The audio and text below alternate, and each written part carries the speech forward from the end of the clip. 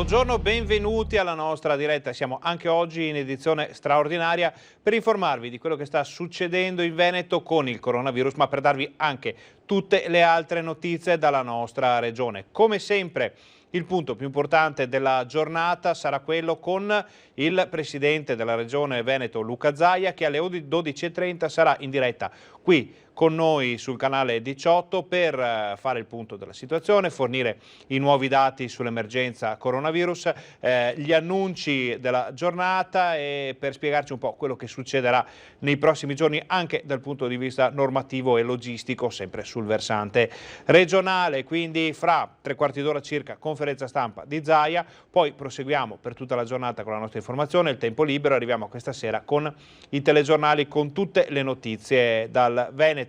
Ma prima di andare a vedere cosa succederà nella conferenza stampa di Zaia, vi ricordiamo che tutto quello che passa qui sulla nostra diretta è visibile anche sui social, quindi tabelle, informazioni, dati, approfondimenti, trovate tutto sia sulla pagina Facebook di Rete Veneta, dove trovate anche la diretta streaming della conferenza stampa di Zaia, e sul canale Telegram che abbiamo attivato proprio per fornire tutte le tabelle, i dati, il materiale digitale sull'emergenza coronavirus e sulle notizie del Veneto, ma anche su YouTube e sulla pagina reteveneta.it. Quindi la multimedialità, la cross medialità è il nostro forte, l'abbiamo visto anche con le ultime dirette sia dal Santo che per quanto riguarda l'emergenza coronavirus. Ma andiamo a vedere prima di tutto quali sono gli ultimi dati disponibili sull'emergenza coronavirus, che sono quelli forniti dall'azienda Zero della Regione Veneto nella serata di ieri. Questo è un dato che si riferisce alle ore 17 di ieri, quindi vedremo poi cos'è cambiato nelle ultime ore. Vediamo che il totale dei casi positivi era fermo, addirittura erano stati eliminati dei casi positivi in via di assegnazione, quindi siamo a -3 addirittura sull'ultima rilevazione. Il totale dei casi dall'inizio dell'emergenza è 19.217. Cala vistosamente anche il numero delle persone attualmente positive al coronavirus in Veneto, ovvero 744. 847 sono le persone in isolamento domiciliare e 16.491 quelle che sono guarite dal coronavirus, ovvero che si sono negativizzate. La tabella dei decessi continua a crescere, magari poco, per molti giorni resta ferma, però poi riparte, giocoforza ripartirà comunque fino alla fine di questa emergenza, è a quota 1982, stiamo parlando di persone che hanno perso la vita sia negli ospedali che nelle strutture extra ospedaliere del Veneto. L'area che sta pagando il tributo maggiore in questa drammatica situazione è Verona, con 570 decessi. Questa tabella, come tutte le altre, poi le trovate sulla nostra pagina Facebook, sul nostro canale Telegram, per poterle confrontare e visionare anche nei minimi dettagli. Andiamo nella seconda parte della tabella, che è quella che riguarda gli ospedali del Veneto.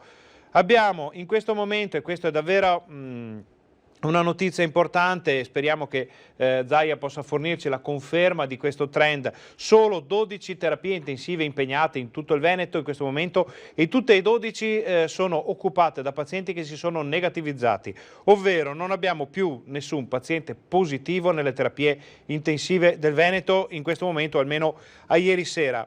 Sono 269, ed è un numero che scende anche questo, le persone ricoverate, di cui 38 positive al coronavirus e 231 negativizzate. Questa colonna riguarda esclusivamente le persone in area non critica, ovvero i casi ritenuti non gravi.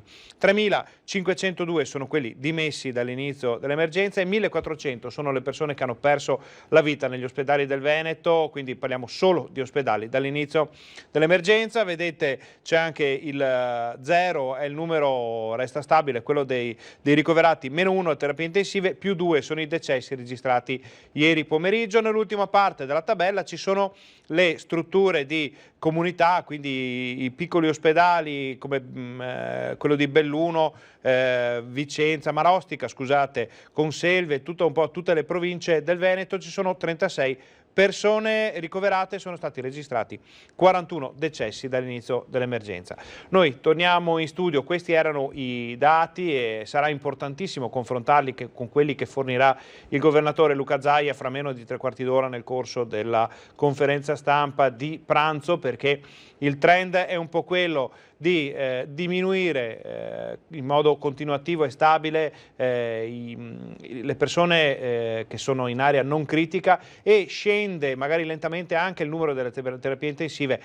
Secondo alcune proiezioni si potrebbe arrivare a eliminare quasi del tutto queste situazioni tra fine di giugno e la prima settimana di luglio, ma ne sapremo molto di più dai medici e da Zaia con i dati dell'azienda Zero nelle prossime ore. Allora, visto che parliamo del governatore, andiamo a risentire quali sono state le sue ultime dichiarazioni, ovvero quelle della conferenza stampa più recente, nel quale si è parlato addirittura di fase 4. Sentiamo.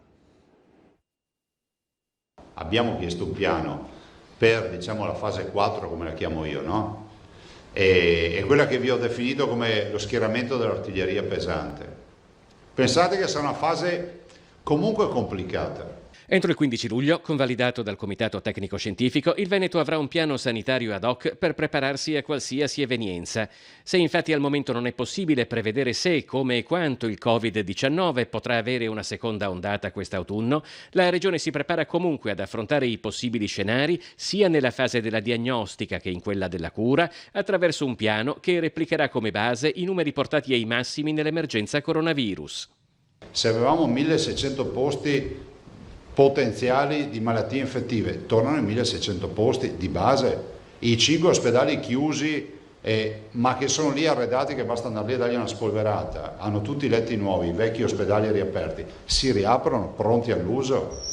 Le 400 terapie subintensive del Veneto, anche di più, ci sono le 825 terapie intensive, che poi sono un migliaio, perché vi ho già detto che abbiamo respiratori in magazzino, noi le attrezziamo.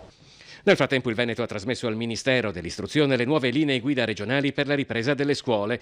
In settimana ci sarà un nuovo vertice tra presidenti di regione per fare un ulteriore tagliando alle linee guida, perché, come ha detto Zaia, la fase 2 è in continua evoluzione.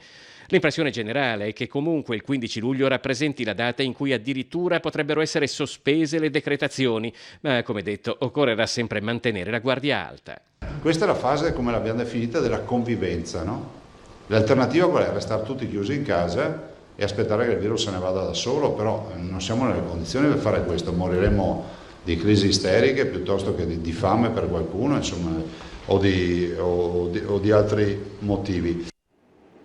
Questo era il punto, l'ultimo disponibile che abbiamo del presidente Luca Zaia, quindi la fase 4 è già nel mirino, l'artiglieria pesante, insomma sono termini anche forti, ma che sicuramente rispondono a quelle che sono le esigenze di un Veneto che ormai è ripartito e non ha intenzione di fermarsi o di rallentare mai più. Si spera che non arrivino mai più nuovi lockdown, perché sarebbe un danno veramente gravissimo per tutti. Stiamo vedendo in questi giorni cosa sta succedendo con le scorie che ci ha lasciato il lockdown finito da poco. Insomma, la speranza è quella di non ricascarci più, però c'è qualcuno che proprio in conferenza stampa ha parlato di una strage sfiorata, quella che poteva essere causata dal coronavirus in Veneto, quindi che ci fa capire proprio quanto vicini siamo stati al baratro, ed è un medico, è lo pneumologo Andrea Vianello, che sentiamo nelle ultime sue dichiarazioni. Io veramente mi sono fatto l'idea che poteva essere una strage che con il concorso di tutti è stata evitata.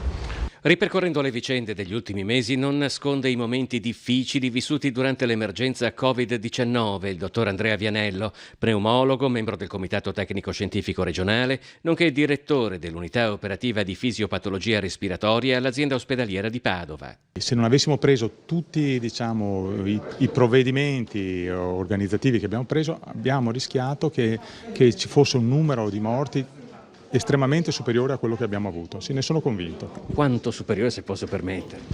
Guardi, come ho detto prima, a Padova ci sono stati 360 pazienti dimessi con Covid e 60 deceduti. Io penso, vedendo anche le esperienze di altri ospedali, che quel numero di pazienti potrebbe essere stato magari il doppio o il triplo dei decessi. L'emergenza è stata affrontata su 3 piani. Un piano tecnico, sfruttando tutti i dispositivi tecnologici disponibili per curare i pazienti fuori dalle terapie intensive, da riservare solo ai casi molto gravi. Un piano organizzativo, con molta flessibilità e integrazione tra reparti. E un piano umano, non isolando i pazienti dai familiari. Lei per la sua professione naturalmente deve mantenere freddezza e razionalità, ma c'è stato un momento in cui ha avuto paura personalmente? C'è stato solo un breve momento in cui ho avuto paura che la situazione sfuggisse di controllo e che ci trovassimo quindi a vivere delle circostanze simili a quelle che sono state vissute in Lombardia, ma è stato un periodo brevissimo, direi di qualche giorno. Quando? Vorrei dire verso metà marzo. Oggi la situazione è molto diversa, ma l'attività di questi mesi ha contribuito ad una crescita e presa di coscienza che rappresentano un patrimonio spendibile dovesse ancora manifestarsi un'emergenza simile.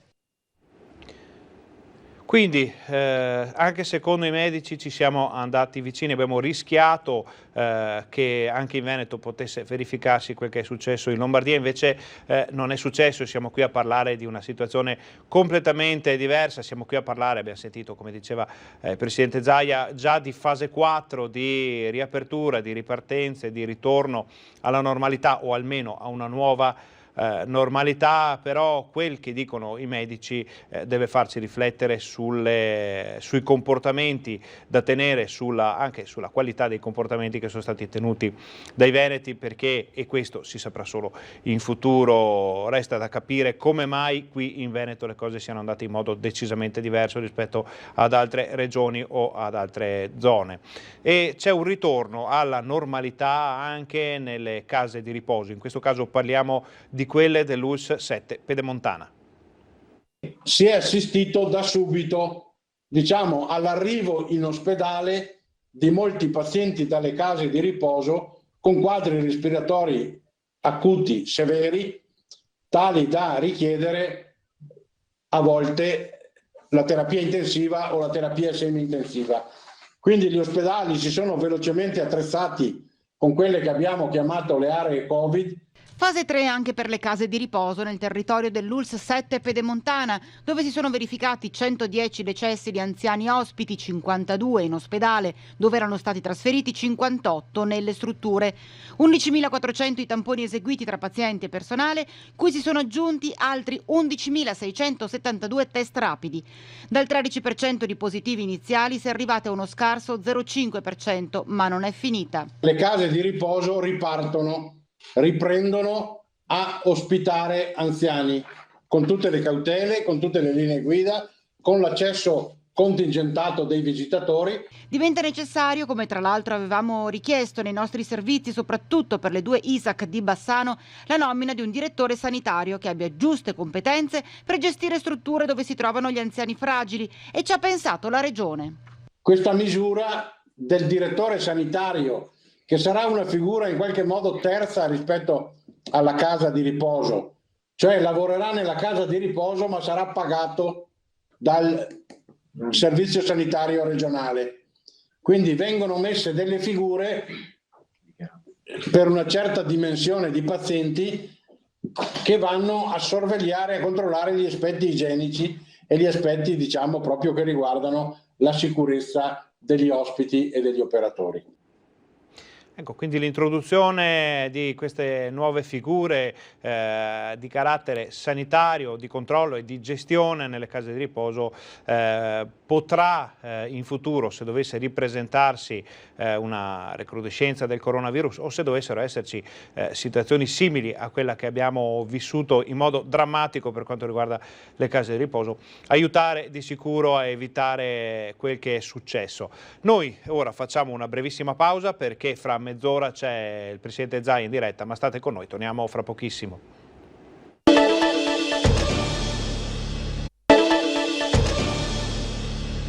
Buongiorno, bentornati con noi alla nostra diretta. Siamo in edizione straordinaria anche oggi per informarvi su quel che sta succedendo in Veneto con il coronavirus e per darvi tutte le altre notizie dalla nostra regione. Prima di andare a sentire la conferenza stampa di Zaia, che inizierà fra circa mezz'ora con tutte le informazioni, le novità e i dati anche riguardanti l'emergenza di queste ultime ore, andiamo a vedere cosa sta succedendo in questo caso a Vicenza dopo il rilascio, l'ufficialità dell'app Immuni, che è stata varata per tracciare tra virgolette quelli che sono gli spostamenti e i contatti delle persone positive e che sta suscitando moltissime polemiche. Noi siamo andati a sentire cosa ne pensano i vicentini. L'app Immuni da oggi sarà attiva su tutto il territorio nazionale. Dopo la sperimentazione in Abruzzo, Liguria, Marche e Puglia, ora sarà dunque possibile usarla anche in Veneto. Servirà per tenere traccia di un eventuale incontro con persone positive al Covid-19 attraverso codici numerici anonimi. Nulla di obbligatorio, ogni passaggio è volontario. Una volta installata tramite Bluetooth, l'applicazione dialogherà con tutti gli smartphone abilitati. Sono già 2.200.000 gli italiani che avrebbero già scaricato l'applicazione nel proprio cellulare. Cosa ne pensano i vicentini? Vediamo se funziona. Diciamo innanzitutto, prima di scaricarla vorrei appunto vedere un po' i pareri in giro, sapere se funziona. Se mi viene fuori sul telefono che c'è qualcuno di positivo accanto a me, devo sempre essere preoccupato, non capire chi è, perché ho sentito che c'è una distanza di 7 metri, quindi... In realtà devo ancora capire l'utilità e soprattutto se funziona. Se funziona ed è utile appunto per la comunità, allora sì.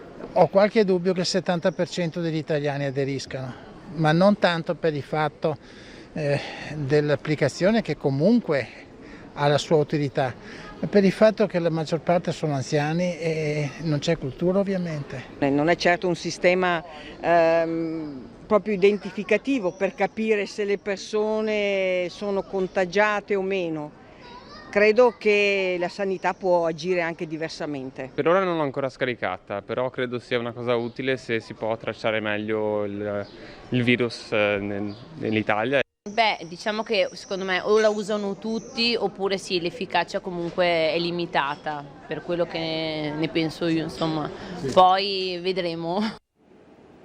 Queste erano le reazioni dei vicentini, in questo caso, al rilascio dell'app Immuni. Sicuramente ne sentiremo parlare per molto tempo, anche a causa delle forti polemiche, delle perplessità, come avete sentito, che questa applicazione sta portando in Veneto, ma in Italia in generale. Adesso noi voltiamo pagina, cambiamo argomento, parliamo non più del coronavirus direttamente, ma di uno dei corollari che l'emergenza coronavirus sta portando alla vita quotidiana in questo caso, degli studenti, perché andiamo a Padova in diretta con la nostra Chiara Gaiani, che è davanti a una scuola superiore perché sono iniziati i nuovi esami di maturità e vogliamo capire come sono iniziati e come proseguiranno. Chiara, ci senti? Siamo in onda, siamo in diretta, noi ti vediamo.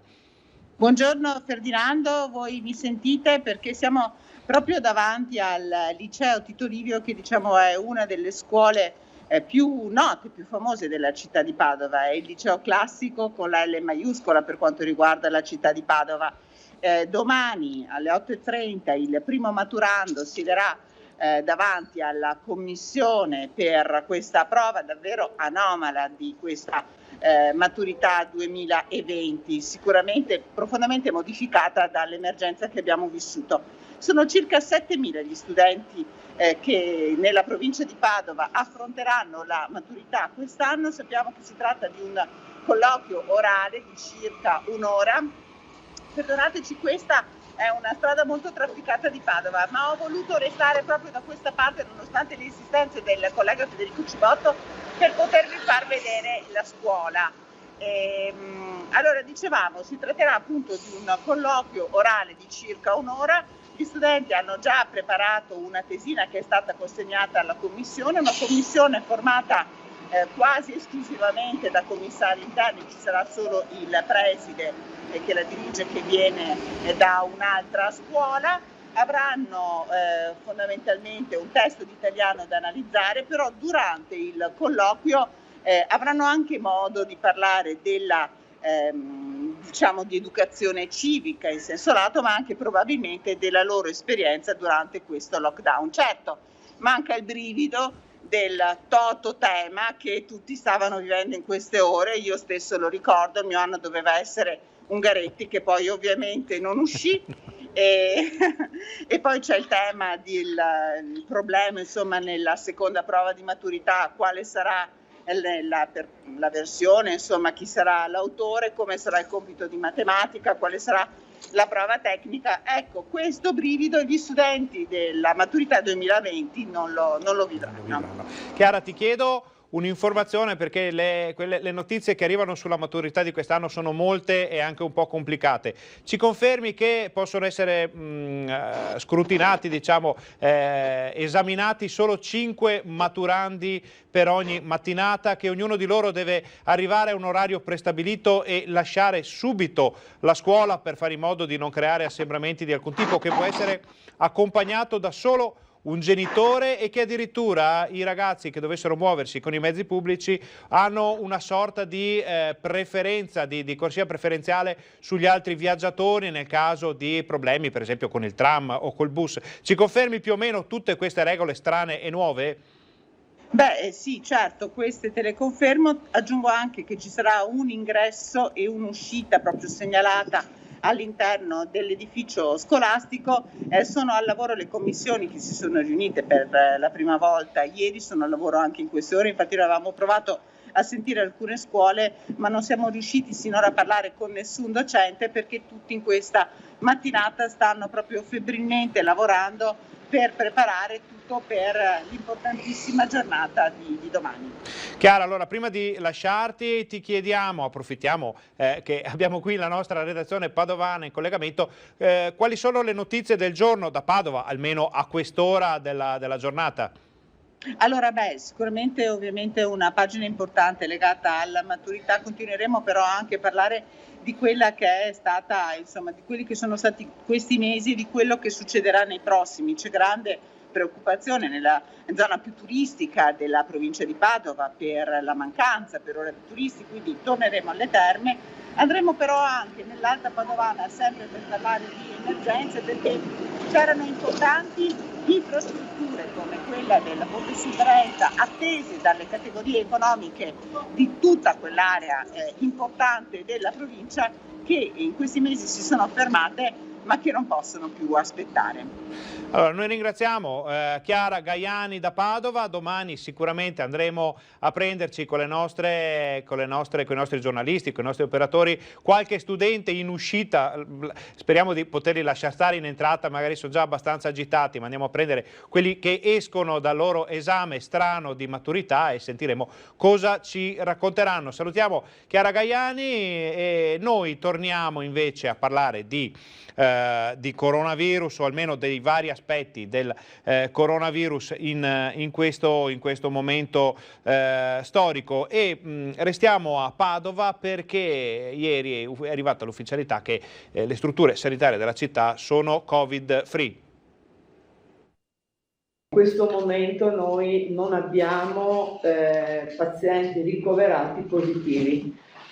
Sono tutti negativizzati, e questo significa che sono stati fatti i 2 tamponi previsti per poter dire sono entrambi negativi, il paziente è guarito. Il caso di schiavonia del paziente che si era nuovamente positivizzato si è risolto, i 2 ultimi tamponi sono tornati negativi. Nella terapia intensiva e nel reparto dell'ospedale Madre Teresa di Calcutta non ci sono positivi, stessa cosa negli altri ospedali dell'USL 6 Euganea. Cittadella e Campo San Piero, anche loro hanno pazienti tutti negativizzati. Questo, dalle verifiche che abbiamo fatto, il dato si riferisce a pazienti che erano in precedenza positivi e dovevano essere sono in via di dimissione. Piove di Sacco ugualmente non ha pazienti positivi, quindi in questo momento la rete ospedaliera dell'Euganea è tutta Covid free. La bella notizia è stata data dai vertici dell'USL 6 che hanno invitato allo stesso tempo a non abbassare mai la guardia, raccontando della mole di tamponi e screening eseguiti in questi mesi di emergenza sanitaria. Sono stati 181.480 i tamponi eseguiti su medici, infermieri, operatori, dipendenti e pazienti. A questi si aggiungono 29.571 test rapidi. Ogni nuovo ingresso in ospedale viene monitorato con i tamponi. Stessa cosa avviene nelle case di riposo della provincia, 15.908 i tamponi. Ormai sta per essere completato il quarto monitoraggio su ospiti e dipendenti. Al momento nelle RSA risultano positivi ancora 7 anziani, 6 all'interno della casa di riposo Sereni Orizzonti di Bovolenta, 1 all'Altavita Ira.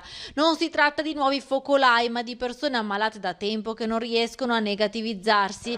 Intanto c'è un'altra buona notizia che riguarda l'ospedale di Schiavonia. Torna a lavorare in medicina a Schiavonia l'infermiere Lanfranco Mazzon, di 62 anni, che era rimasto ricoverato un mese nel suo ospedale di Schiavonia. L'infermiere Lanfranco è stato intubato ed è rimasto in una settimana in terapia intensiva. È stato dimesso il 24 aprile e ora, dopo questi mesi difficili, ha deciso di ritornare in reparto.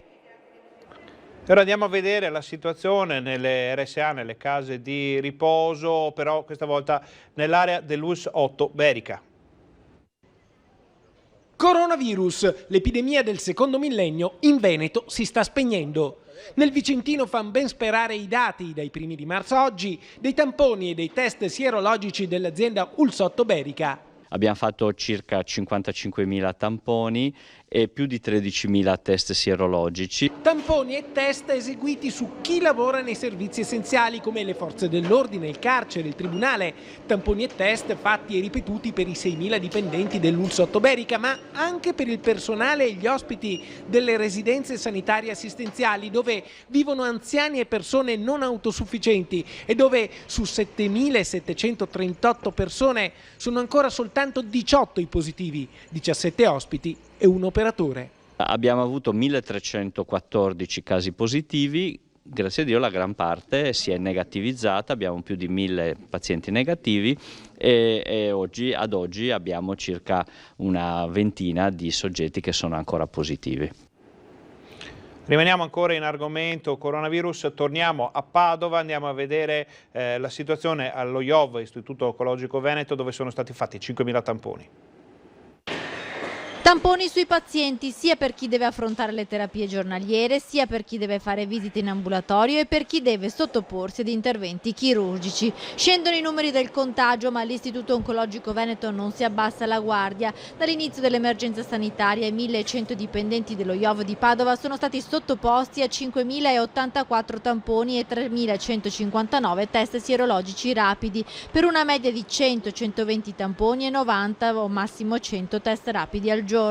Per quanto riguarda i pazienti chirurgici, lo IOV conta circa 400 tamponi eseguiti entro 48 ore prima del ricovero. In questo caso il paziente rimane in una stanza singola fino all'esito del test, mentre i pazienti sintomatici delle attività ambulatoriali vengono sottoposti a tampone al momento dell'accesso e poi mandati a casa in attesa dell'esito. Un discorso a parte va fatto per il paziente oncoematologico, perché è il paziente più fragile di tutti, e per questo tipo di paziente viene fatto sempre il pre-tampone, diciamo, prima della terapia. Per gestire al meglio i pazienti sono stati pensati anche dei braccialetti di colore diverso che vengono consegnati al momento del triage e dividono le diverse tipologie di percorso all'interno dell'istituto oncologico. Ogni paziente entra in reparto con l'esito del tampone. Qualora per problematiche cliniche di urgenza, di non programmabilità ulteriore, questo non avvenisse, il paziente viene sempre gestito come se fosse un tampone positivo. Questo avviene sia nei reparti di degenza medica, sia per quel che riguarda le sale operatorie.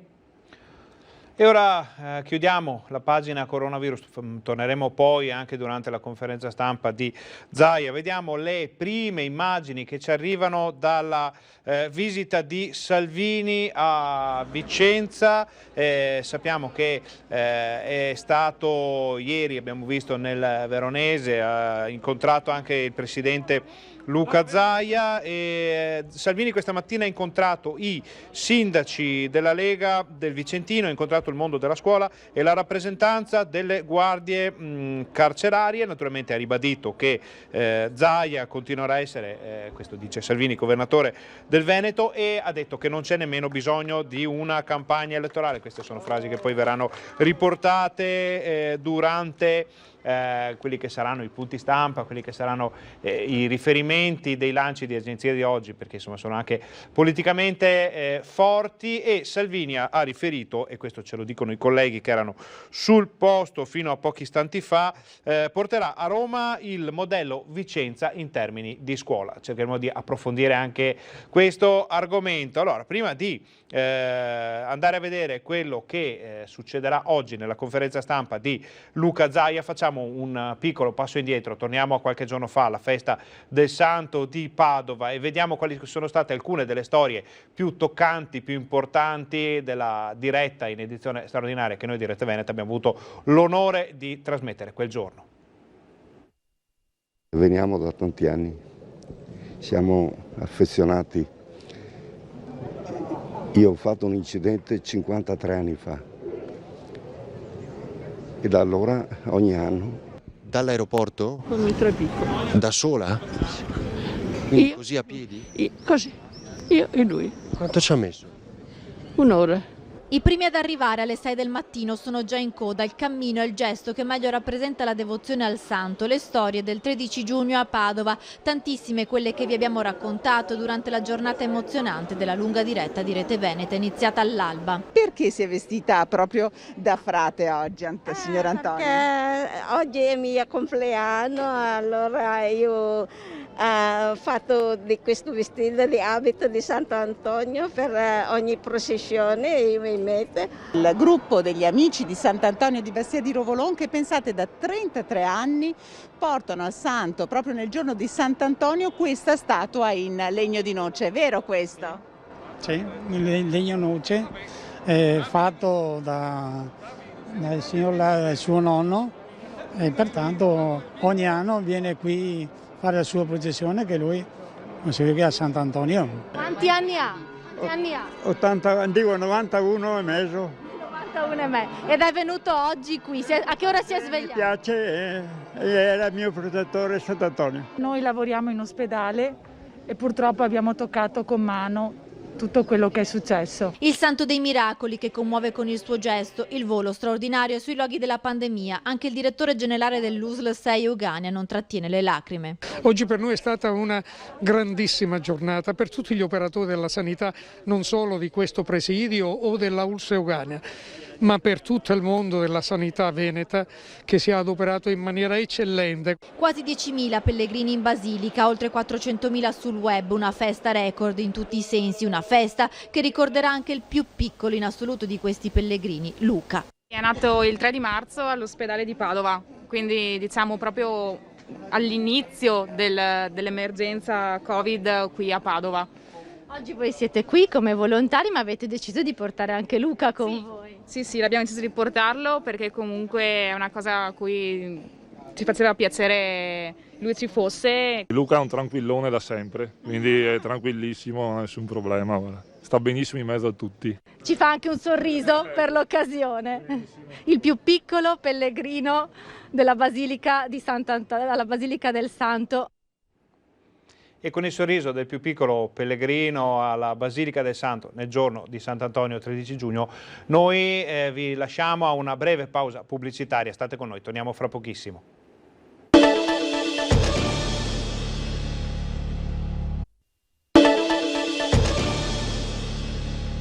Buongiorno, bentornati alla nostra diretta. Siamo anche oggi in edizione straordinaria per informarvi su quello che sta succedendo in Veneto con l'emergenza coronavirus, ma per darvi anche tutte le altre notizie dalla nostra regione. Allora, fra un paio di minuti inizierà la conferenza stampa del presidente Luca Zaia. Vediamo che è già tutto pronto nella sede della Protezione Civile di Marghera. È arrivato Zaia, vi lasciamo al governatore.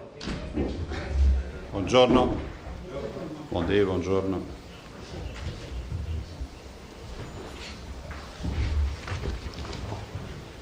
Siamo puntuali oggi, no? Perfetto, bene. Beh, fondamentalmente siamo sempre puntuali. Intanto grazie. Oggi vedete non ci sono gli assessori perché sono in consiglio, gli assessori Lanzarin e Bottacin. C'è però l'assessore Pan che oggi farà un intervento per darvi tutte le misure. Penso che questa sia un'informazione che servirà e che è attesa dal mondo dell'agricoltura e della pesca rispetto agli interventi straordinari post-emergenziali per agricoltura e pesca, quindi i due blocchi. Passerei subito prima delle domande e poi all'assessore Pan, passerei al bollettino. Allora, per quanto riguarda il bollettino, sono 826.715 tamponi, esattamente sono 9.713 in più rispetto a ieri. Le persone in isolamento sono 796,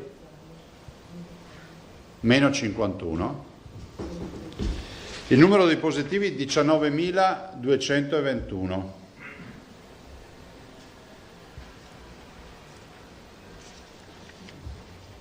I ricoverati in area non critica, quindi i ricoverati sono 268, dei quali solo 36 sono pazienti Covid, quindi coronavirus, quindi 36 su 268.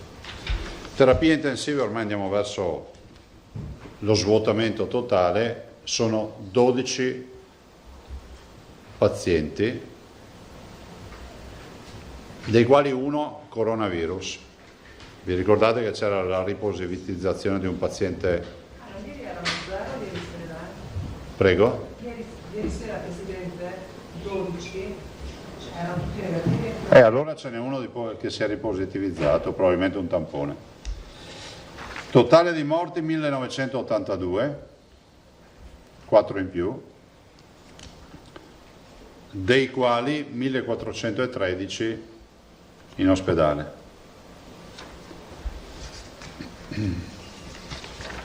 I dimessi 3.503, i nati sono 90. Detto questo, due considerazioni e poi passo a voi la parola, anzi ho anche un paio di disegni, anche perché li aumenterò adesso i disegni, visto che c'è qualcuno che ha detto che è offensivo far vedere i disegni dei bimbi nelle conferenze stampa, li aumenterò. Tanto ne ho un container, non ho problemi. E le offese sono altre nella vita. E dicevo, dati, io non voglio inquietare nessuno, però ho l'obbligo di dire come stanno le cose. Oggi noi, me lo faceva notare anche l'assessore Bottacin, nel modello matematico notiamo che dall'apertura dei bar e ristoranti, quindi siamo 18 maggio, se vi ricordate, da quello che noi consideriamo la data, la deadline e quindi la fine del blocco vero del lockdown, vediamo che c'è sempre la curva in calo rispetto al numero di positivi, però una curva che ha meno pendenza, cioè vuol dire che stanno calando, ma con una progressione inferiore a quello che la curva aveva prima. I fattori sono molti, non è che è riconducibile solo all'apertura totale. Può essere riconducibile al fatto che stiamo raschiando nel fondo del barile, che magari sono delle situazioni che diciamo che sono spiegabili anche dal punto di vista clinico. Però io ho l'obbligo di dire che dal 18 la curva che faceva così adesso si è un po' più appiattita, ma sta scendendo, cioè il trend è decisamente sul negativo sia per il virus che per le curve e quindi sono tutte curve in calo. Vi ricordo che le nostre curve comunque hanno iniziato a dare un segnale di controtendenza e quindi di positività positiva, nel senso che sono in calo, dal 10 di aprile, perché questa è la data nella quale si iniziò a vedere questo cambio, questa inversione di tendenza. Rispetto a questo, io oggi contavo di portarvi le linee guida delle scuole, siamo ancora fermi, vi posso dare la mia parola d'onore che ce le ho sopra la scrivania. C'è ancora un altro aggiustamento perché a Roma non va mai ben niente. però alla fine ne veniamo fuori. Io conto di darvi qualche novità nelle prossime ore, non in giornata, quindi lo dico anche per l'organizzazione del vostro lavoro, non tenete spazi per le linee guida delle scuole perché oggi è impossibile farle uscire. Ci sono e forse ce l'ho anche qua.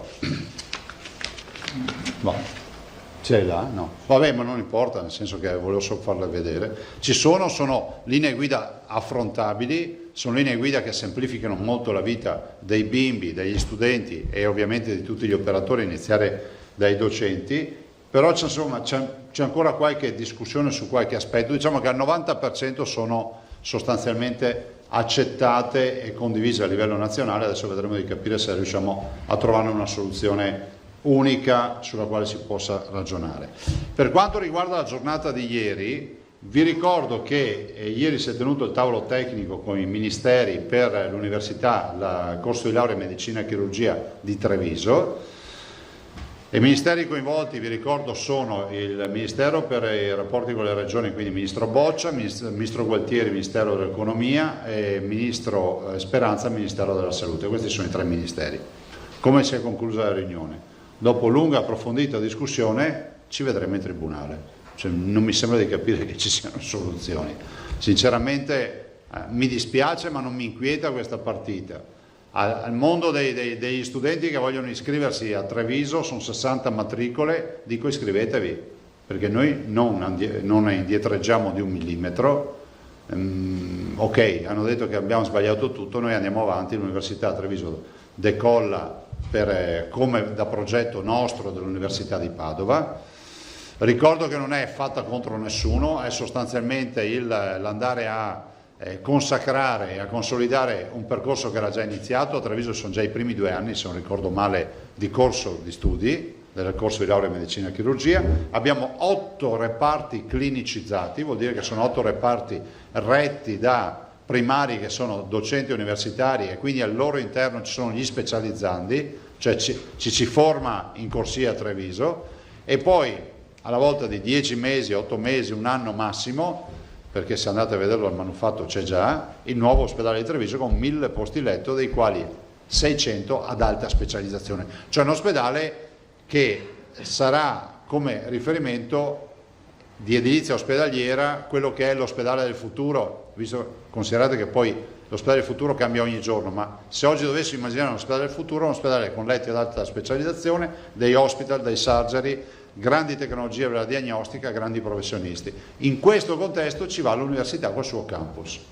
Quindi si va avanti, il governo ha deciso di non, a meno che poi non ci sia una sorpresa, c'è qualche festa in arrivo, no, non c'è niente, quindi sorprese non ne arrivano, magari qualcuno compie gli anni o un onomastico o qualcosa, e San Luca è già passato, quindi niente, e se non ci sarà una sorpresa che decidono di non impugnare, oggi è il 16, per cui anzi no, oggi che giorno è il 16? 16 oggi è l'ultimo giorno, immagino impugneranno, del resto una riunione fatta il giorno prima penso che sia foriera di poco o nulla, impugneranno. Fra l'altro oggi sono 116 giorni di unità di crisi per questa amministrazione e anche per voi, quindi l'occasione, siccome non lo faccio spesso, ringrazio i giornalisti, ringrazio veramente di cuore, perché mi chiedono, tanti mi dicono venga a parlare della comunicazione di crisi, no? E io dico, la comunicazione di crisi dovreste chiamare i giornalisti che hanno fatto, non in un contesto di guerra, ma hanno fatto comunicazione di guerra, perché guardate che noi abbiamo ragionato con bollettini nei quali si parlava di morti,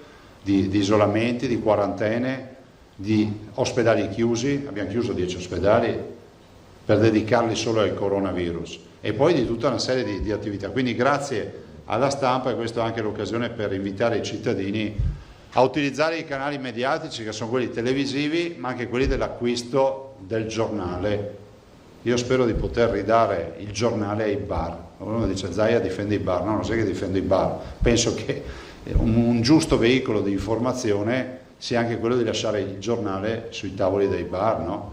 È una consuetudine, è un'abitudine, è una sorta di cerimoniale non scritto. E ho visto in un paese europeo previsto che la pallina a ping pong, ve l'ho già detto, se vuoi giocare a ping pong te la devi portare da casa e quando cade per terra ne devi tirare fuori un'altra. Uno deve giocare bene a ping pong per riuscire ad arrivare alla fine.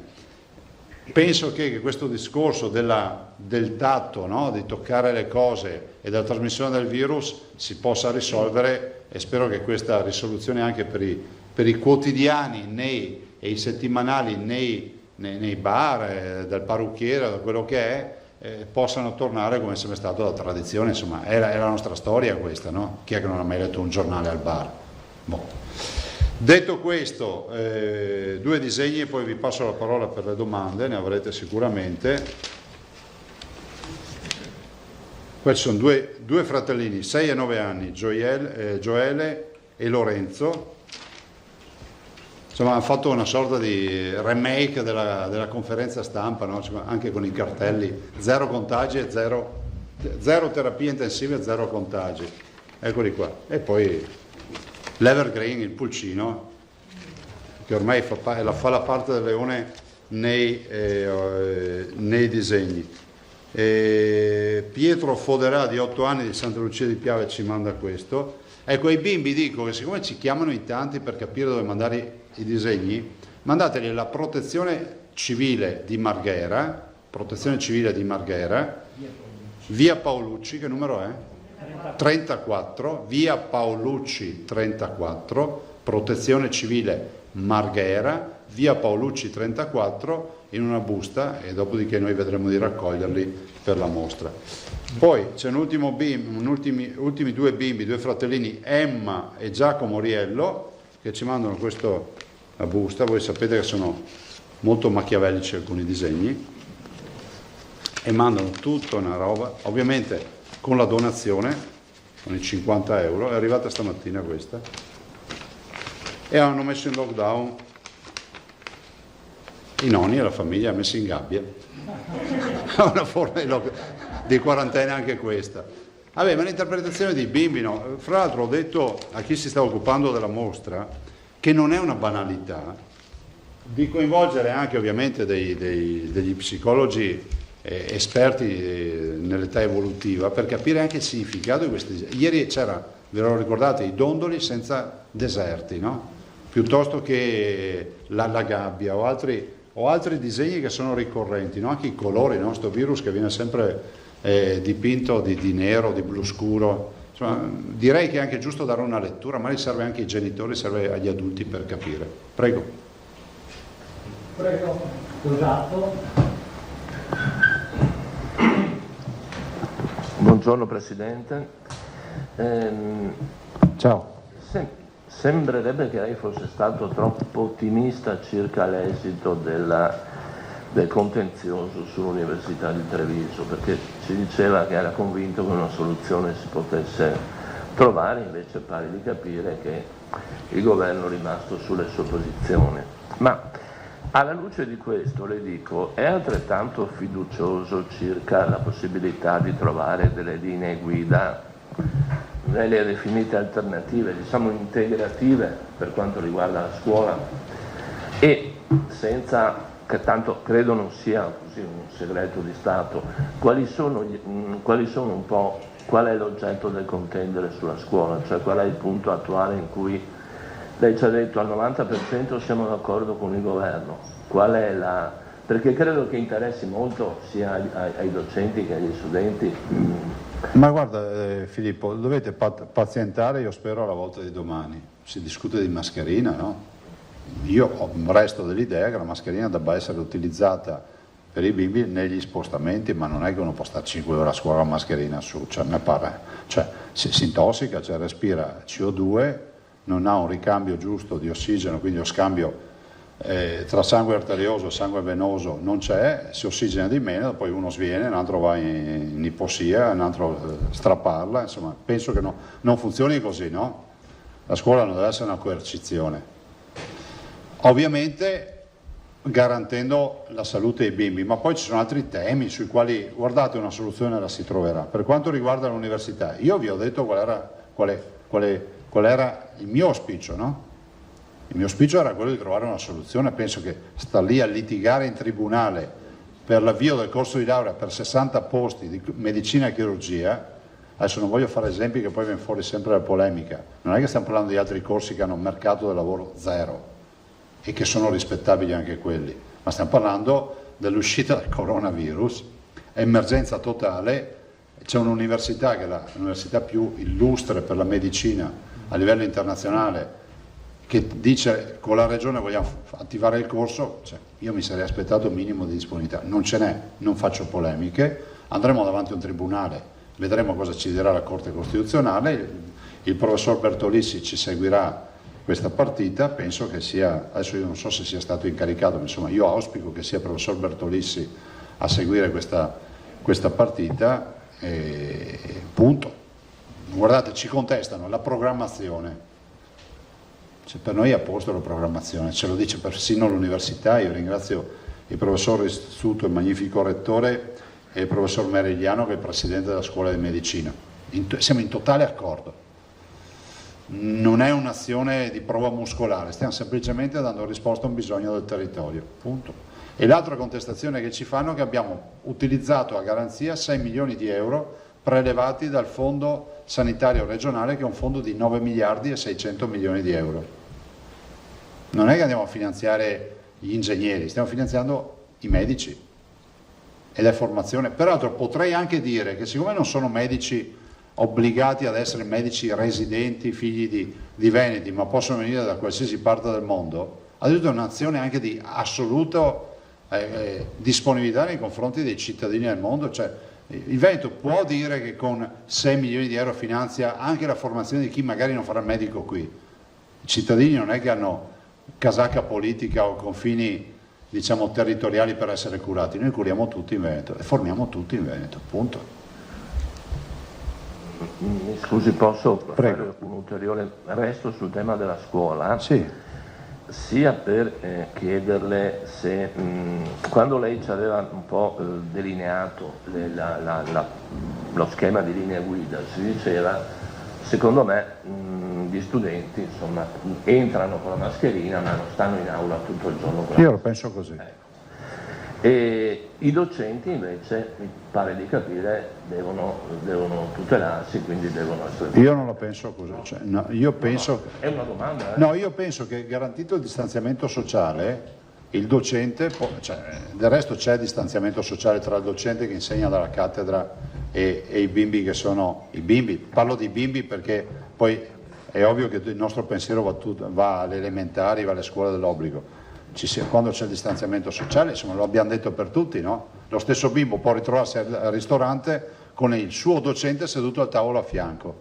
C'è più distanziamento sociale a scuola che al ristorante, cioè, di cosa stiamo parlando? È come quando diciamo che tu puoi circolare con 4 estranei in auto, purché abbiano la mascherina, ma non ci puoi andare in autobus in maniera così ravvicinata. Cioè, sono tutte contraddizioni, no? E così i noleggiatori dell'NCC piuttosto che i taxi, che possono caricare 2 ospiti nel sedile posteriore con la mascherina, ma non a fianco al guidatore. Ecco, a questo proposito prende un po' corpo quest'idea, l'ha lanciata ieri il provveditore degli studi del Veneto, ma sono anche ben Zingaretti ha detto che è d'accordo, lei stesso mi pare, di evitare un'interruzione dell'anno scolastico allestendo i seggi elettorali altrove.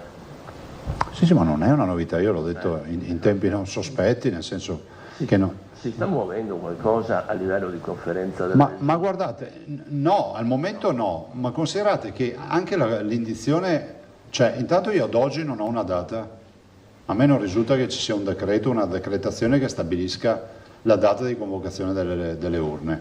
2, nella stessa occasione auspico che il governo, visto considerato che se si andasse il 20 c'è questa interruzione di almeno 6 giorni, potrebbe valutare, e sarebbe un bel segnale, di dire che dà mandato ai sindaci, che sono, diciamo, titolari poi nel territorio, di identificare degli stabili alternativi ai plessi scolastici. Insomma, sai che, cioè, di palestre ce ne sono, di altri stabili ce ne sono. Cioè, penso che non ci siano problemi, no? Dalla casa municipale piuttosto che la palestra comunale o altri magazzini o altre strutture, cioè, penso che questo sia il problema che nessun comune ha. Altre domande? Scusate se sono arrivate in ritardo dopo Tosato. Van.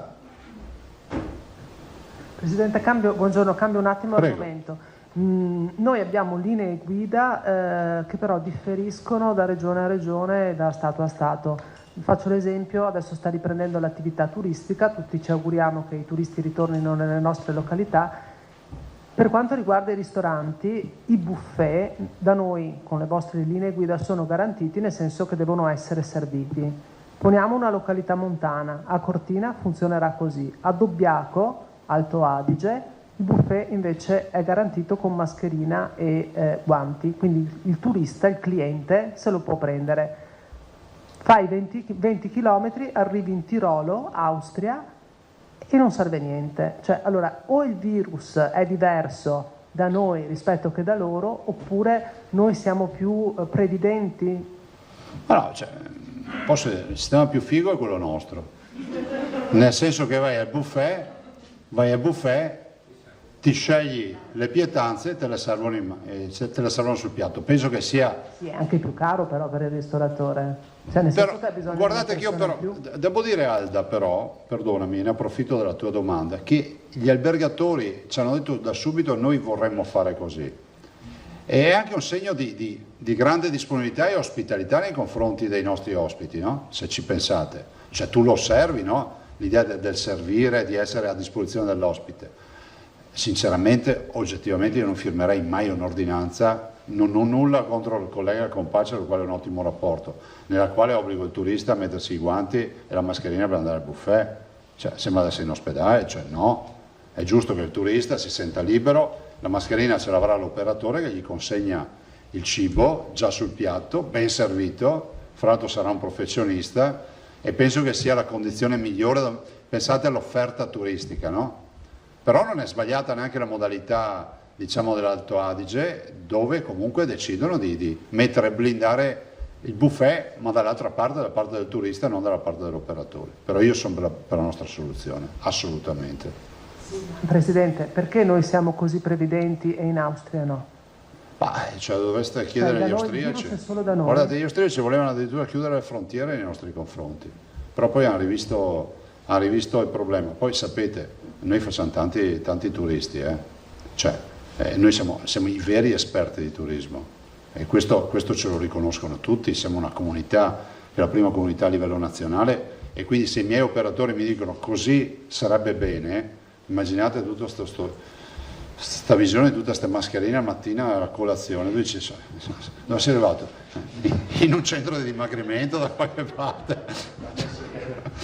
No, evito di fare i nomi di centri di dimagrimento, cioè uno dice vabbè, no, invece sono a Jesolo, sono a Caorle, sono a Cortina o da qualche altra parte al lago di Garda, vedo i croissant, vedo robe da mangiare, cioè presenta tutti in mascherina, magari anche con l'accappatoio è finita. Collega Calimani.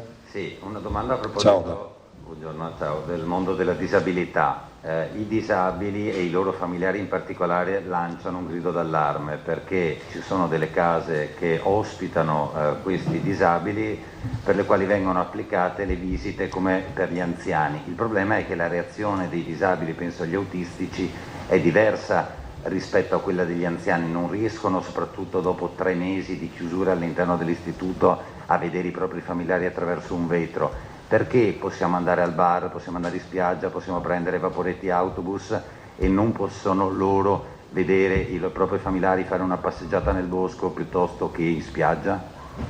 Sì Davide, allora diciamola fino in fondo, da noi si dice che quando ti scotti con l'acqua calda hai paura anche della fredda, è inutile nasconderci dietro al dito, queste sono delle fasce protette, delle categorie diciamo che sono a rischio. E dopo aver visto l'evoluzione, ma questo ve lo dico a livello nazionale ma anche internazionale, aver visto l'evoluzione del coronavirus e quello che è accaduto soprattutto all'interno di alcuni centri che ospitano anziani piuttosto che disabili, è ovvio che il legislatore ha chiesto la massima attenzione. Dopodiché io sono convinto, tanto è vero che penso che in giornata sia chiusa anche questa partita, questo ve l'annuncio, se non è in giornata è domani, in mattinata perché abbiamo fatto una riunione anche stamattina, sono convinto che le linee guida debbano essere allentate, cioè se no avremo ospiti che non avranno più problemi di coronavirus, ma ce li avranno psicologici, ce li avranno comportamentali nel caso della disabilità, e l'assessore Lanzarini sta facendo un ottimo lavoro, ha rimesso in fila tutti questi fattori.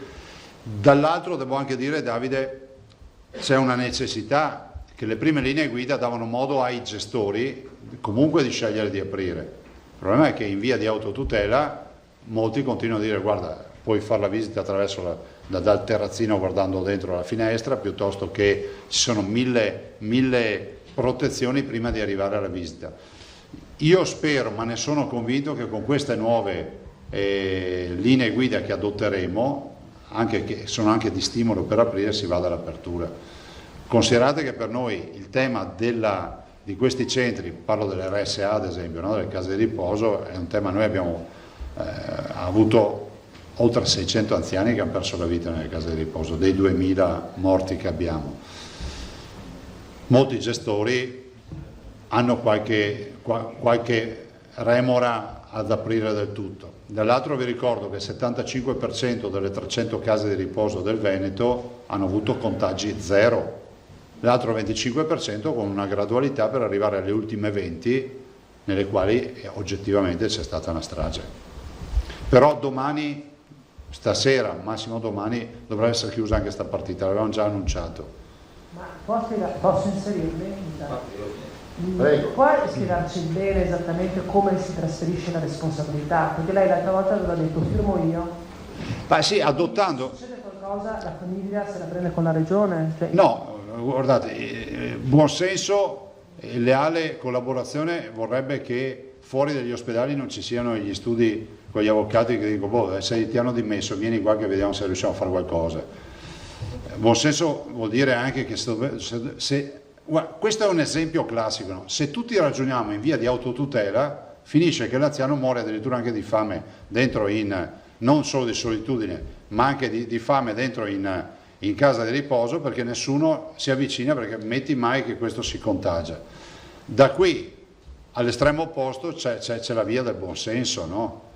E noi abbiamo tentato la prima fase con le linee guida, dando la responsabilità di decidere alle case di riposo. Case di riposo giustamente in alcuni casi hanno aperto, altre un po' poco, altre proprio per niente. Adesso facciamo in modo di firmare un'ordinanza che li tranquillizzi un po' di più, visto e considerato che comunque c'è anche un piano di sanità pubblica che prevede tutta una serie di atteggiamenti, ve ne dico uno per tutti, ogni 20 giorni i 30.000 ospiti delle case di riposo e gli operatori fanno il tampone in Veneto, quindi c'è un'attività di screening costante e che questa, immaginate che a febbraio non si faceva, ma in febbraio non si portavano neanche le mascherine in Veneto e in Italia, lo avete sentito ieri dal professor Vianello, la mascherina è comparsa con il coronavirus, oggi ce l'abbiamo, no? Quindi diciamo è molto agganciata Alda al piano di sanità pubblica. Se non avete altro passerei la parola all'assessore Pan. Vi darà appunto, intanto lo ringrazio per il bel lavoro e ringrazio anche tutti i tecnici che sono qui con lui. Un ottimo lavoro per dare una risposta a un settore che per noi è strategico, sia da un punto di vista economico, vale circa 6 miliardi di fatturato l'agricoltura in Veneto, 160.000 aziende agricole, 350 prodotti tipici, ma è anche un presidio identitario e di promozione turistica che è unico al mondo. Cioè voi avete mai trovato qualcuno che va in vacanza dove si mangia e si beve male? Io mai.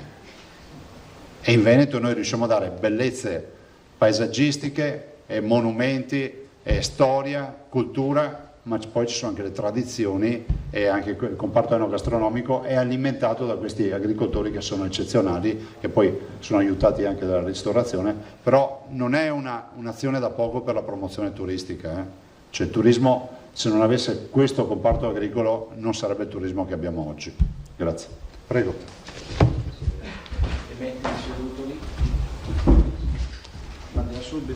Sì. Okay.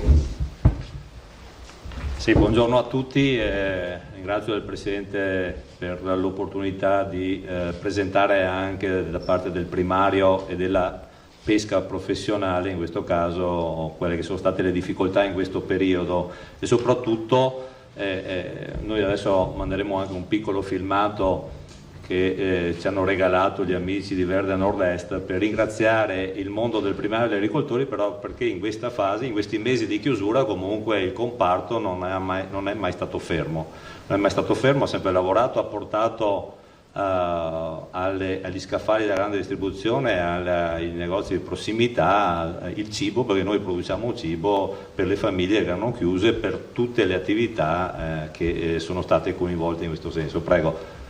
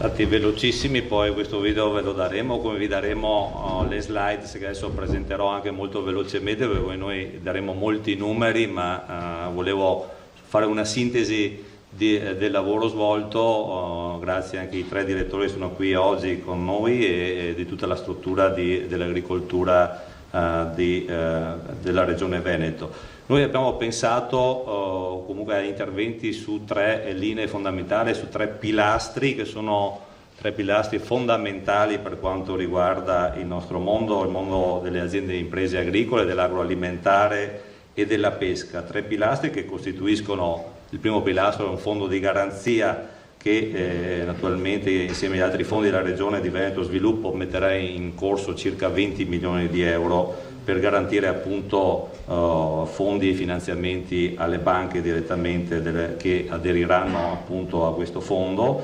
Il secondo pilastro è quello dei fondi di rotazione sempre gestiti a Veneto Sviluppo, anche qui un fondo di 14,5 milioni. E il terzo pilastro, quello più importante, che sono i cosiddetti contributi a fondo perduto, e questi contributi sono di 131 milioni che vengono emessi con una rimodulazione naturalmente di tutti i fondi anche europei che noi gestiamo. E io penso che comunque i contributi a fondo perduto in questo momento, che significa dare liquidità diretta alle imprese, siano quelli più importanti, perché anche nelle discussioni col Ministero noi abbiamo fatto emergere che comunque le nostre aziende non hanno bisogno di debitarsi ancora rispetto ai finanziamenti messi dal governo, ma hanno bisogno di liquidità, e l'unica maniera per dare liquidità è appunto rimodulare per il mondo dell'agricoltura i fondi europei e i fondi diretti che noi abbiamo. Quindi con questi 3 pilastri pensiamo di portare comunque a più di 15.000 imprese del settore, 3.500 per quanto riguarda quelle della pesca, appunto questa liquidità di cui hanno bisogno. Per quanto riguarda il fondo di garanzia dei 20 milioni appunto che vi dicevo, noi pensiamo che il target possa essere di tagli dai 5.000 ai 50.000 euro circa, per una durata di circa un anno, 72 mesi, e di cui anche la Regione comunque coprirà addirittura il costo del finanziamento pari a 2.000 euro, e ci sarà 1,5 milioni anche qui per quanto riguarda il fondo di rotazione della pesca, che ricordo è stata completamente chiusa. Noi abbiamo avuto un fermo totale dovuto appunto anche al fermo dell'Oreca. Il problema dell'agricoltura e della pesca è che in questa fase sono andati in crisi i settori di alta qualità, perché nella GDO e comunque nella grande distribuzione sono arrivati i prodotti, diciamo, a lunga conservazione, mentre quelli di grande qualità che venivano venduti ai ristoranti e negli hotel eccetera sono stati completamente bloccati. Noi abbiamo avuto filiere che hanno perso anche il 70-80%, gli agriturismi completamente azzerati, quindi abbiamo pensato appunto di intervenire soprattutto in queste filiere. Ricordo poi anche i fondi diretti ai Cogevo per altri 600.000 euro e i fondi VAIA che il commissario, il presidente Zaia, comunque insieme ai commissari sta gestendo. Quindi i contributi, vado ai contributi a fondo perduto, che invece sono l'essenzialità di questo intervento, poi vi darò le slide e sentirò le vostre domande perché entriamo nei tecnicismi. Diciamo che questi contributi a fondo perduto, che sono comunque anche gestiti da una rimodulazione delle anticipazioni che ha fatto Avepa in questo momento di crisi, perché noi abbiamo anticipato e sbloccato contributi fino anche a 70-24 milioni, alcune misure che sono arrivate già direttamente alle imprese già da gennaio. Noi abbiamo cominciato già a pagare le imprese in anticipo anche senza controlli, levando via tutta la burocrazia dei controlli per dare liquidità alle imprese. E quindi due sono questi che noi daremo come appunto fondo perduto, sono i 2% della rimodulazione del PSR, e sono fondi che sono per 23 milioni. 23 milioni significa che noi daremo un taglio fino a 7.000 euro a chi farà domanda.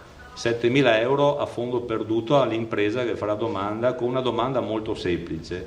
Tra l'altro all'interno di questi 23 milioni di rimodulazione noi abbiamo pensato a una misura per la zona rossa, Presidente, per cui le 164 attività agricole di Vo, che è stata la prima zona rossa del Veneto, avranno direttamente questa cifra direttamente a tutte le imprese di quest'area, che è quella che ha avuto naturalmente il blocco più totale fin dall'inizio, mentre per le altre naturalmente si potranno arrivare anche a loro fino a queste cifre.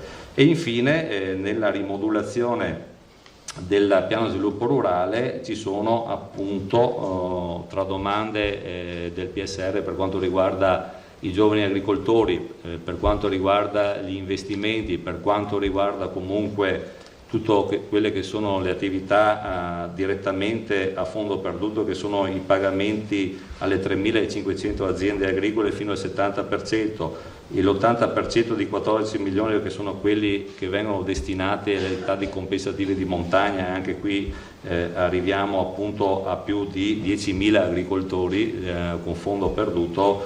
Noi stimiamo che la totalità di questi interventi arriveranno a 170 milioni per poi creare un volano con le banche e con le attività finanziarie, non ultimo il piano che noi abbiamo con la BEI e la FEI che prevede 95 milioni di investimento insieme a loro, a 300 milioni che saranno destinati all'intero comparto dell'agricoltura veneta. Io mi fermerei qui, poi vi darò il dettaglio con le slide a tutti quanti voi. Grazie. Tosato. Buongiorno Assessore. Buongiorno.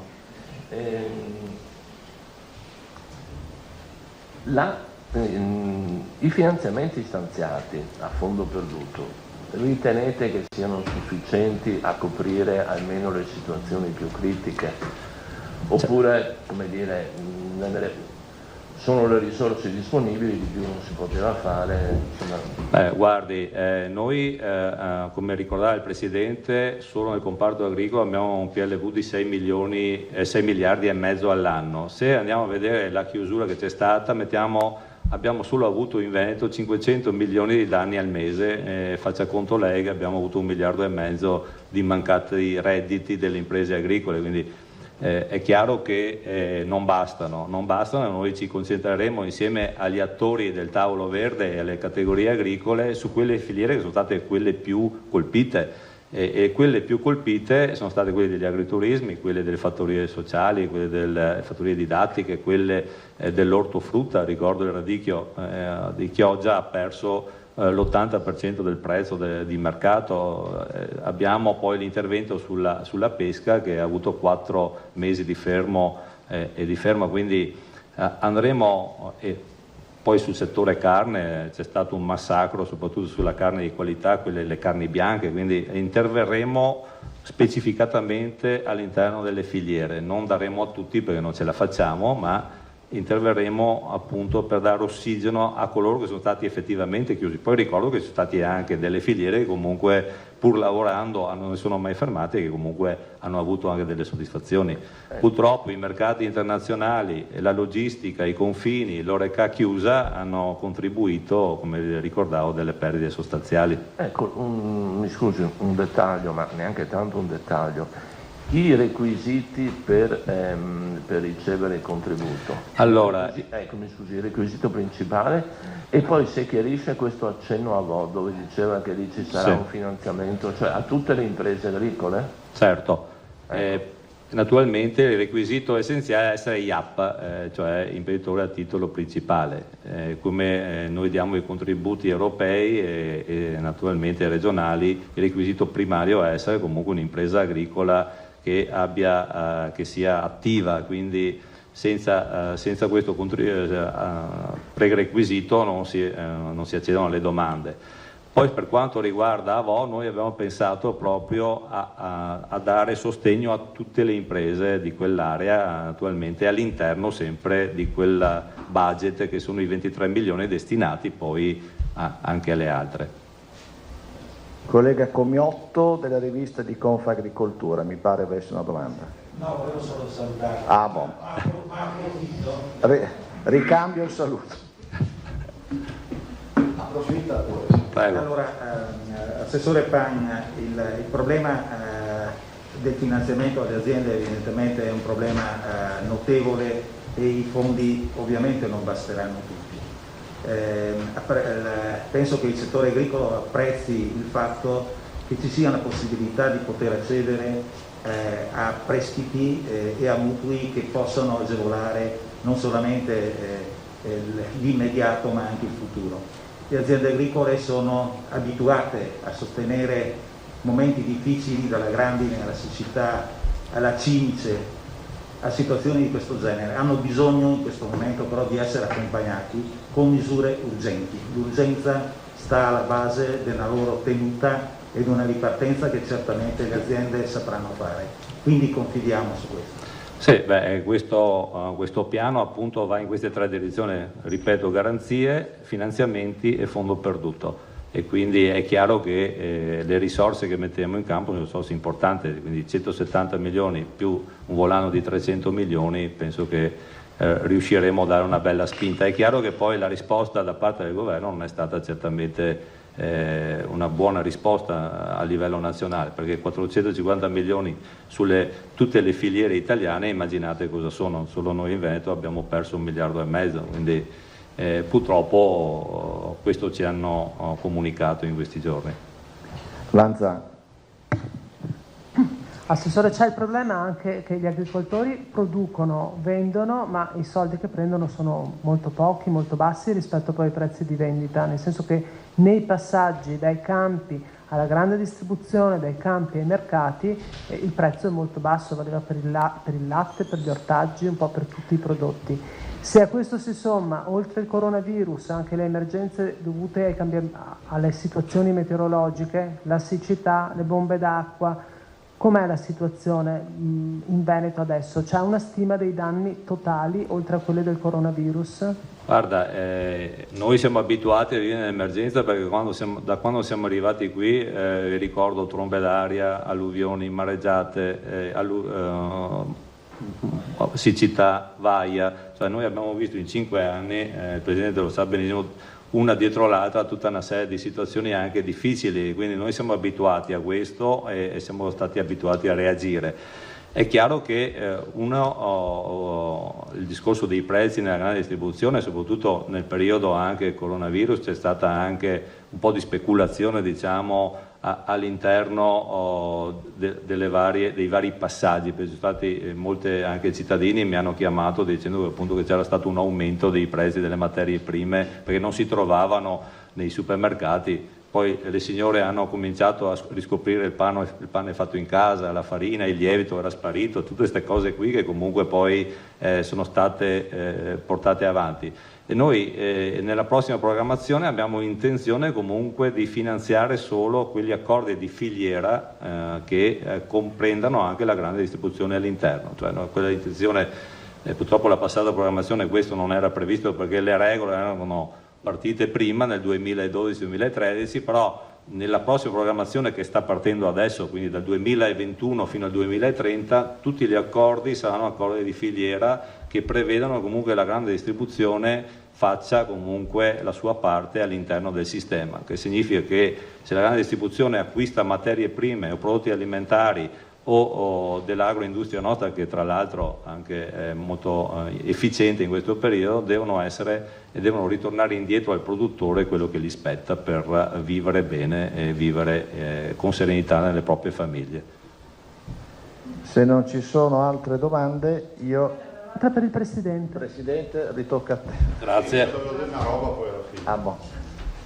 Prego. Grazie all'assessore Pan. Grazie.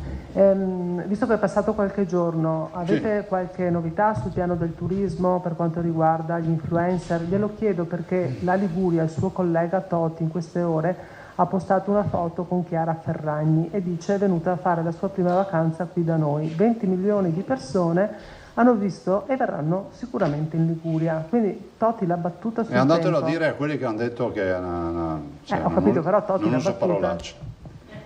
No, guardate, noi abbiamo fatto anche stamattina, un punto della situazione con l'assessore Canera in giunta e si sta formando la squadra, dopodiché vedrete post, vedrete altre robe. Considerate che noi consideriamo che la quasi totalità degli influencer viene gratis, questa è la vera sfida, è quella di sostenere il soggiorno, sostenere ovviamente l'esperienza che sia la visita degli Scrovegni piuttosto che il lancio con il deltaplano, però questo è l'obiettivo. Ripeto che i 2,3 milioni di piano di promozione, siccome ho visto che qualcuno non l'ha ancora capito, sono dedicati alla diffusione della campagna e quindi della pubblicità classica, canonica, sulla stampa, sui media, su quella che si fa di solito. Non è dedicata agli influencer, non spendiamo 2,3 milioni per gli influencer. Volevo dire una cosa, se ti è sufficiente? No. Volevo dire una cosa, ne approfitto, oltre che a dirvi che domani c'è la professoressa D'Adalte, quindi lo dico anche ai genitori, a coloro che hanno bimbi, arriva il massimo esponente di quello che è la cura pediatrica in Veneto, perché poi lei è direttore della clinica pediatrica di Padova, il nuovo direttore, la professoressa D'Adalte, esperta fra l'altro in emergenza e urgenza pediatrica. Comunque verrà domani e ci parlerà di coronavirus e bimbi. Detto questo, domani c'è una data importante, è il primo giorno di esami di maturità e quindi volevo fare gli auguri a tutti i ragazzi e le ragazze, insomma a tutti coloro che si presteranno a questa nuova avventura che ha segnato i ricordi di tutti noi, se ci pensate, no? Gli esami sono una tappa fondamentale della vita e io veramente auguro a tutti che sicuramente superino gli esami, prendano bei voti, ma che comunque resti un bel ricordo, perché è un ricordo che si coltiverà e ci accompagnerà loro, è accompagnato noi e ci sta accompagnando per tutta la vita. E quindi direi godetevi anche queste giornate degli esami, che sono le giornate, sono come i profumi che sentivamo da bimbi, no? Sono delle cose che entrano proprio, diventano quella memoria che non è solo olfattiva e visiva. Ecco, gli esami rientrano in questo contesto. Dopodiché veramente in bocca al lupo a tutti e spero che siano profittevoli questi esami e soprattutto apriranno un nuovo corso della vita di questi ragazzi. Si dice che i nostri ragazzi cambieranno lavoro almeno una decina di volte nella loro vita, ho visto i dati, no? Li ho letti qualche mese fa. Ai ragazzi dico sempre una cosa, che il mondo non finisce, perché a volte c'è anche un po' di pessimismo cosmico in qualcuno, no? Dice ma tanto non cambia niente, ma cosa serve studiare, ma non vale più la pena di rompersi le scatole. Io penso che ci siano due cose fondamentali che noi possiamo portare come esperienza. La prima, che il mondo non si ferma e quindi tutte le posizioni apicali, quelle che magari sono invidiate, viste, che so, il rettore dell'università piuttosto che il primario di un reparto ospedaliero, o il grande ingegnere o che so, un amministratore o qualcosa o quant'altri, saranno sostituiti nella storia da ragazzi che domani inizieranno gli esami di maturità. L'altro aspetto, fate gli esami, se posso dare un consiglio, accettate qualsiasi mestiere in maniera provvisoria, precaria, ma è un'ottima occasione per fare esperienza e per conoscere magari quelle persone che diventeranno fondamentali nella tua vita, perché è quello che è accaduto a tutti noi, o no? Non è che siamo andati a fare il master per conoscere le persone fondamentali nella nostra vita, le abbiamo conosciute in contesti strani, magari occasionali e di lavoro. Dico solo questo. Auguri. Grazie. Arrivederci, a domani con la professoressa Dadalto. Questa era la conferenza stampa del Presidente Regione Luca Zaia. Abbiamo sentito anche l'assessore all'agricoltura Panna, che ha approfondito un tema molto importante, perché il comparto primario è rimasto fermo in alcune situazioni molto a lungo. Ci sono alcune aree come quella della pesca che insomma ha subito danni molto importanti. Tutto il settore ha avuto difficoltà oggettive. Panna ha parlato di interventi, vi leggiamo quelli che sono le note arrivate durante la conferenza stampa, su 3 linee fondamentali sia per il primario, quelli l'agricoltura, l'allevamento e la pesca. Un fondo di garanzia per 20 milioni di euro, fondi a rotazione per 14 milioni e mezzo di euro e soprattutto contributi a fondo perduto per 131 milioni di euro per dare liquidità diretta alle aziende. Si parla di a più di 15.000 aziende del settore e 4.000 della pesca che potrebbero avere una boccata d'ossigeno in questo momento. Il target, ha riferito PAN, va dai 5.000 ai 50.000 euro per un massimo di 72 mesi e la Regione coprirà anche il costo del finanziamento. Questo era un importante approfondimento su quella che è la situazione del mondo dell'agricoltura, dell'allevamento, della pesca che in Veneto sono molto molto importanti. Della conferenza stampa di Luca Zaia, di tutte le notizie, parleremo poi, parleremo anche nei nostri telegiornali per andare a sviscerare quelle che sono le informazioni. Stiamo aspettando i dati dall'azienda Zero della Regione Veneto per fare il punto, ma prima di vedere questi dati, dovrebbero arrivare fra pochi minuti qui in diretta, apriamo un'altra pagina che è quella dedicata in questo caso al piccolo Joe, che è tornato a casa dopo settimane, mesi di operazioni, riabilitazione, con anche il rischio coronavirus. La famiglia è stata anche coinvolta da uragani, era in aree colpite da uragani e maltempo negli Stati Uniti, ma sono tornati a Padova. Noi siamo andati a salutarli alla stazione di treni quando sono scesi. Finalmente siamo tornati dalla Florida. È stato un viaggio intenso in tutti i sensi, perché ci ha portato ad essere lontani dalla famiglia, ma a riuscire a restituire a Giovanni il 90 gradi di articolazione del ginocchio. Niente, finalmente ce l'abbiamo fatta. Adesso per 9 mesi staremo a casa, poi a marzo ripartiamo, perché Giovanni avrà un quarto intervento che dovrebbe essere quello definitivo, dove andranno ad allungare di almeno 5 cm la gamba e andranno a dare una regolata, una morbidità al tendine in modo che lo pieghi più morbido. Saluta a tutti! Ciao! Eccolo il nostro cucciolo di guerriero, il piccolo Joe è tornato a casa con i genitori e l'inseparabile sorellina Miriam. Avete sentito i progressi che sono stati fatti in Florida dal bambino? La sua è una storia che, se si torna indietro col tempo, commuove davvero, perché in Italia, lo ricorderete, il destino della gambina di Joe sarebbe stato quello dell'amputazione. Ma Erika e Bruno non si sono arresi, hanno lanciato attraverso le nostre telecamere un accorato appello che tutti voi avete colto in maniera straordinaria e oggi, guardate un po'.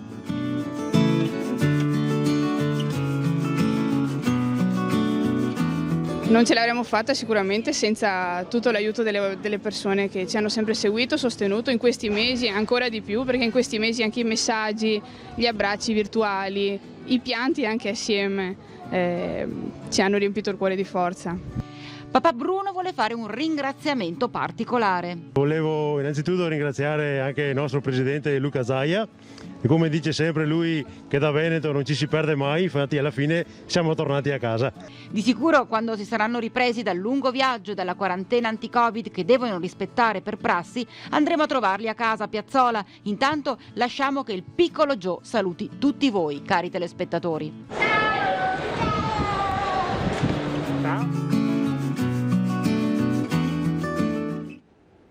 Questo era il piccolo Joe, racconteremo ancora la sua storia nei prossimi giorni, come l'abbiamo raccontata fino a oggi, la sua, quella della sua famiglia, quella di quello che hanno superato in questi anni, un esempio per tutti noi. Adesso chiudiamo anche questa pagina e ne apriamo una molto più delicata in questa situazione. Parliamo del settore alberghiero e delle terme padovane. Nel turismo quello che si perde non si può più rifare. Una camera non venduta oggi non si vende 2 volte domani e non possiamo fare magazzini. Pertanto i posti di lavoro che in questi 4 mesi, ormai ci metto dentro anche il mese di giugno, erano dedicati soprattutto al lavoro a tempo determinato, perché in questo periodo c'è un maggior afflusso di clientela, questi sono stati persi. Si può, diciamo così, annoverare come numero almeno non meno di 700-800 posti di lavoro che nel bacino termale uganeo sono stati persi. Il bilancio di Federalberghi Terme purtroppo non è roseo. Le prime settimane di aperture degli alberghi di certo non bastano a ripianare il buco provocato dall'emergenza sanitaria che ha annullato completamente la stagione primaverile, che è la principale fonte di guadagno per il comparto termale.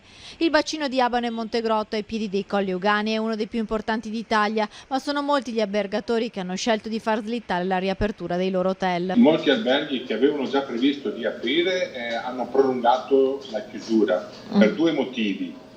Primo, perché effettivamente le prenotazioni sono piuttosto scarse, e in secondo luogo perché effettivamente non è stato scritto da nessuna parte che l'albergatore non è responsabile se un dipendente o un cliente si ammala di Covid. Tanti costi da sostenere per la formazione del personale, la riduzione dei posti per garantire il distanziamento sociale e così, visto che le prenotazioni erano scarse, alcuni alberghi sono rimasti chiusi.